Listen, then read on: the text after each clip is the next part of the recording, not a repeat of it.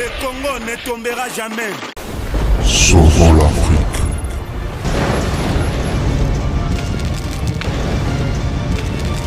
Qui s'appelle Ousmane Sonko, était emprisonné pour des accusations de troubles à l'ordre public.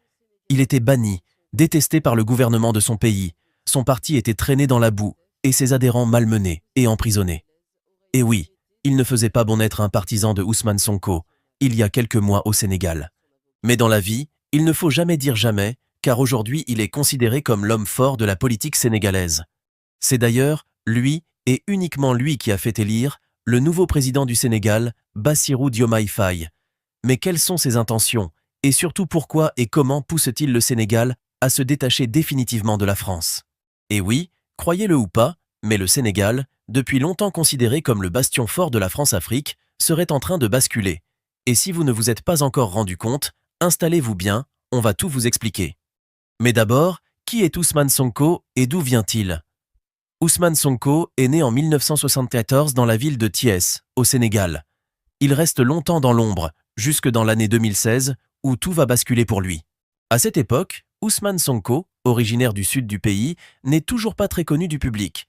Il travaille comme inspecteur des impôts et dirige un syndicat qu'il a créé il y a 10 ans. Depuis quelques mois, il dénonce les activités illégales de personnalités politiques et d'hommes d'affaires. Parmi eux, il y a Aliou Sall, le jeune frère du président Macky Sall, qui a été élu 4 ans auparavant. En août 2016, le président signe un décret qui renvoie Ousmane Sonko de la fonction publique pour manquement à son devoir de réserve. L'année suivante, il devient député de 2019. Lors de l'élection présidentielle de 2019, Ousmane Sonko crée la surprise en arrivant 3e avec plus de 15% des voix, battant ainsi des candidats plus établis et mieux financés. Ousmane Sonko est considéré comme un anti-système et il rassemble les gens mécontents autour de lui. Il attire également l'attention des radicaux et des panafricanistes qui sont contre la France, qu'il accuse de profiter économiquement de l'Afrique. Écoutez plutôt l'un de ses discours où il parle de la France. Personnellement, nous n'attendons absolument rien de la France. Nous voulons qu'elle cesse de s'ingérer dans nos affaires. Que le peuple sénégalais puisse avoir le droit de choisir librement. Et non pas parce que la France a choisi un candidat, avec les méthodes qu'on connaît. On commence par cibler les gens, on les décore dans des légions d'honneur ou dans je ne sais quel autre grade, chevalier de je ne sais quoi. On les inscrit dans des loges maçonniques, on leur dit préparez-vous, ce sera vous après. Même l'hypothèse où Macky Sall ne pourrait pas passer, nous savons qui est en train d'être préparé par la France. Cela doit cesser, ça ne se passera plus comme ça. Que l'on soit bien clair, nous n'avons rien contre le peuple français. Et en France même, des voix politiques et citoyennes se lèvent pour tenir le même discours que celui que je suis en train de vous tenir. Les députés, par exemple, Madame Frédérique Dumas, qui intervient régulièrement sur la tribune de l'Assemblée, qui écrit régulièrement au ministre des Affaires étrangères, puisqu'elle est membre de la Commission des Affaires étrangères, pour soulever ce comportement injuste de la France vis-à-vis de l'Afrique, tient le même discours que nous. En février 2021, il est accusé de viol et menaces de mort avec arme à feu par Adji Sarr, une employée d'un salon de massage. Il dénonce cette accusation et son arrestation provoque de violents affrontements entre ses soutiens et la police lors d'importantes manifestations. Le 1er juin 2023, il est acquitté des accusations de viol et de menaces de mort, mais condamné à 2 ans de prison ferme pour corruption de la jeunesse. Le 4 janvier 2024, la Cour suprême confirme une condamnation à 6 mois de prison avec sursis qui avait été prononcée en mai 2023 par la Cour d'appel pour diffamation du ministre du Tourisme. Sa candidature à l'élection présidentielle de 2024 se trouve ainsi compromise par ses multiples condamnations et fait l'objet d'une bataille judiciaire. Je suis candidat à l'élection présidentielle de février 2024. Il n'y a personne de mieux placé que nous pour gagner l'élection présidentielle. Et c'est parce qu'ils en sont convaincus qu'ils ont décidé de mettre un frein à ce projet. Quand je dis il faut comprendre qu'il s'agit de Macky Sall et son régime, mais il faut comprendre également que c'est la France. Sauvons l'Afrique. Il faut comprendre également que c'est la France. Le 20 janvier 2024, le Conseil constitutionnel sénégalais entérine, en publiant la liste définitive des candidats, la non-participation d'Ousmane Sonko à l'élection présidentielle de 2024. Son camp pense que c'est un complot du pouvoir pour l'éliminer en tant qu'opposant, et après l'arrestation d'Ousmane Sonko, des manifestations éclatent régulièrement au Sénégal.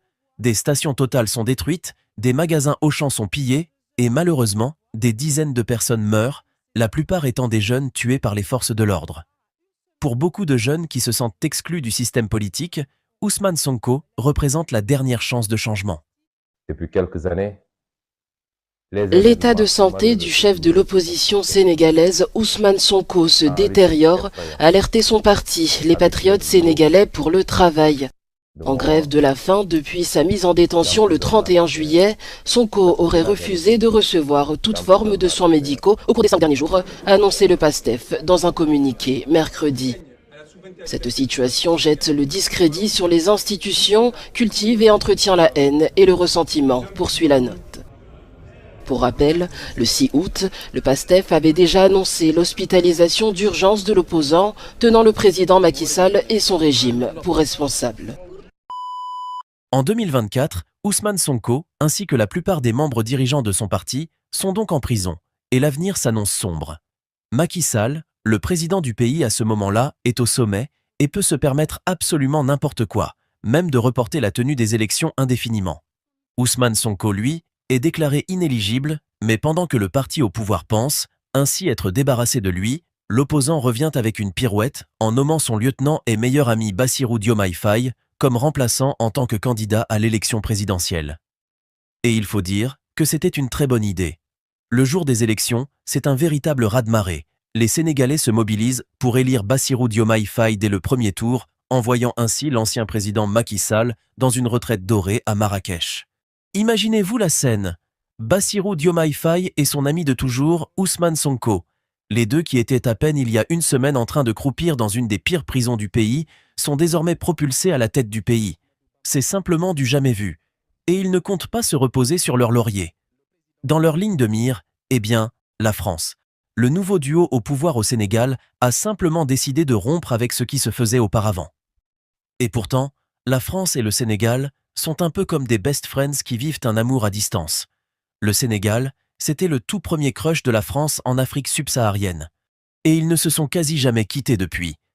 Le premier président du Sénégal, Léopold Sédar Senghor, a fait ses études en France. Il a même épousé Colette, une Française de Normandie, une véritable Française de souche, et puis, après avoir dirigé le Sénégal, il est devenu le premier membre noir de l'Académie française, ce club hyper prestigieux des littéraires en France.